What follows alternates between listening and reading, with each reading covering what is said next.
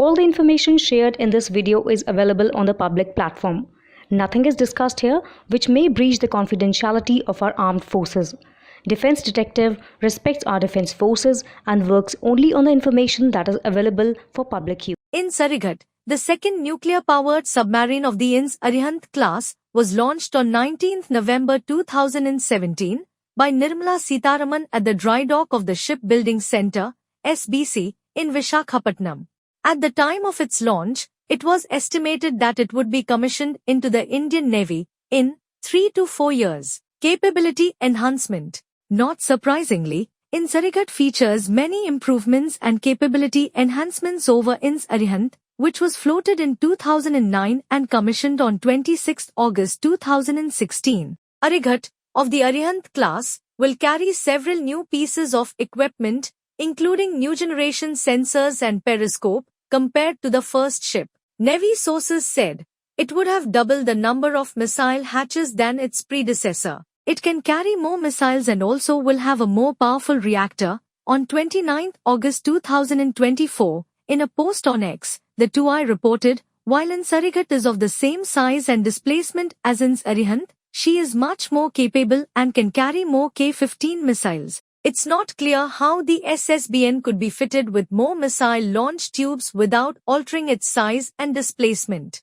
For the purpose of this narrative, we will assume that INS Arihant does not feature a change in its missile complement. While it retains the 83 MW reactor rating of its predecessor, INS Arihant, it's likely that INS Arihant features improvement in its nuclear propulsion technology and is able to operate more stealthily, lower noise, increasing its operational effectiveness. Like its predecessor, INS Arihant will also be armed with 750 km range K-15 missiles. Understanding Arighat's strategic capability. INS Arihant class submarines feature 4 missile launch tubes, each capable of housing 3 K-15 missiles with a 750 km range.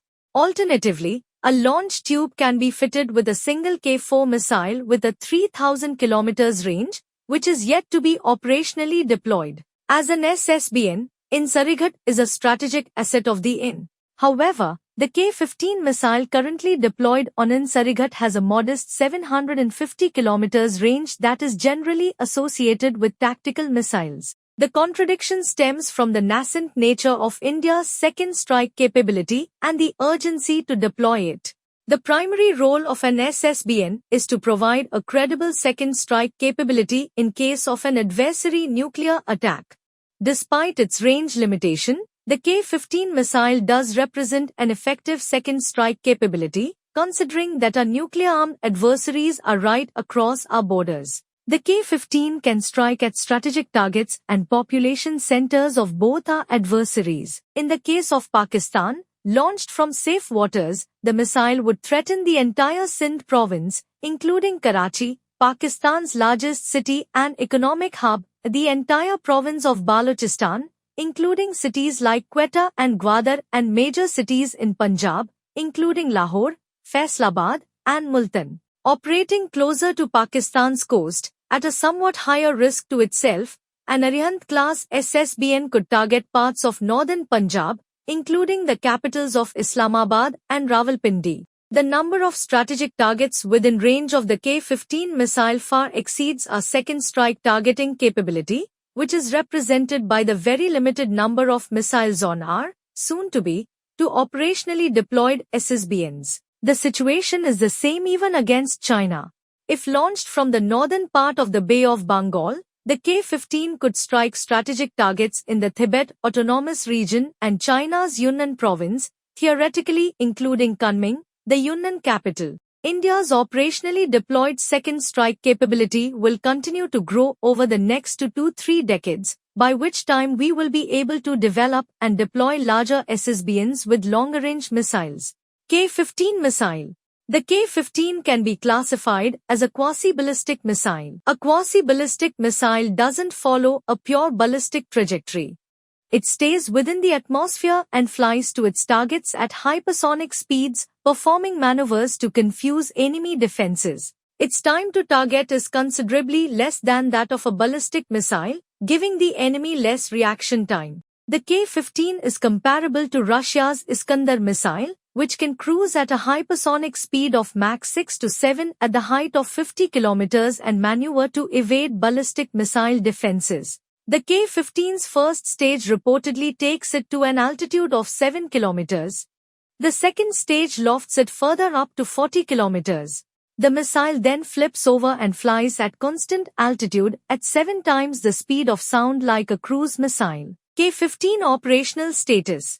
The K-15 missile is under serial production. The missile was reportedly declared operational in August 2018 after being successfully tested from INS Arihant 3 times on August 11 and 12, 2018, from a depth of 20 m. Then conducted 2 successful tests on 11 August and followed up the success with a perfect launch in full operational configuration on 12 August 2018. An official told T that all 3 missiles were fired from the submarine positioned nearly 20 meters deep undersea, about 10 kilometers off the Vizag coast. It perfectly followed the pre-designated trajectory before zeroing on the target with high accuracy, reaching close to zero circular error probability. India has chosen a low-risk approach to its quest for an undersea second strike capability. In its pursuit of SSBN capability, it has opted for smaller boats with smaller missile complements and a limited range of missiles. It prefers a smoother learning curve to master the complex technology associated with nuclear propulsion and underwater missile launches.